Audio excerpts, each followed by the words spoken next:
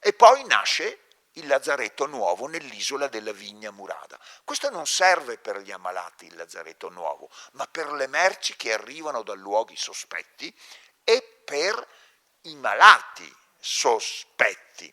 Eccola qua l'isola del lazzaretto nuovo, è stata abbandonata per tanti anni, l'hanno saccheggiata, hanno portato via di tutto come in tante altre isole della laguna. Penso che si arrivati proprio coi gru anche a tirar su i marmi e le pietre. È stata restaurata, sapete che la si può visitare. Osservatela.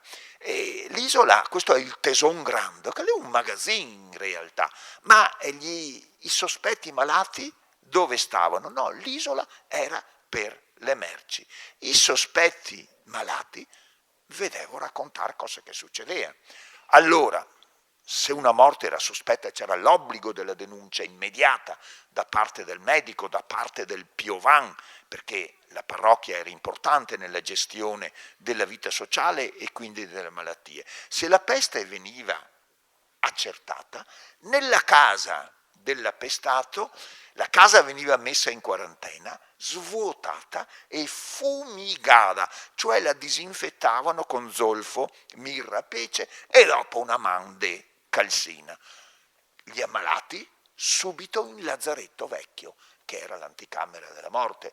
Nei periodi di piena c'erano anche 8 malati su un letto, figureve, no? Si fea l'inchiesta di qualità, il questionario di qualità, 8 malati sul letto. State attenti adesso, gli inquilini, i vicini che erano stati in contatto con l'ammalato, apparentemente sani, venivano lavati con l'aceto, perché era un disinfettante.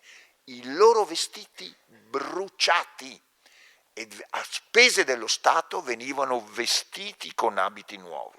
Li si caricava in barca, dove dovevano restare 22 giorni, e in barca andavano al lazzaretto nuovo. Ma non sbarcavano nell'isola dove c'era il Teson Grande per le merci, restavano tutti a bordo delle barche.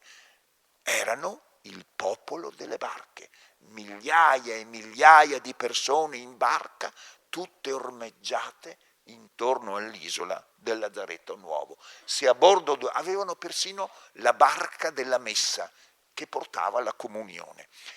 Se in un'imbarcazione si manifestava la peste, e allora l'ammalato veniva portato via immediatamente nel lazzaretto vecchio, lì si lavava con l'aceto, si bruciavano gli abiti, si davano abiti nuovi e si ricominciava. Immaginate i costi per lo Stato. Il popolo delle barche è arrivato in alcune epidemie anche a 10.000 persone che stava in barca, bisognava vestirli, pensate, dare da mangiare a tutti quanti, perché sono lì giorno e notte sulle barche per giorni e giorni. Le tasse sono alle stelle, chiaramente, perché il governo deve far fronte, il magistrato e la sanità deve far fronte a queste spese. Ma pensate, del popolo delle barche, la quasi totalità riesce a scampare al flagello della peste. I miracoli di Venezia.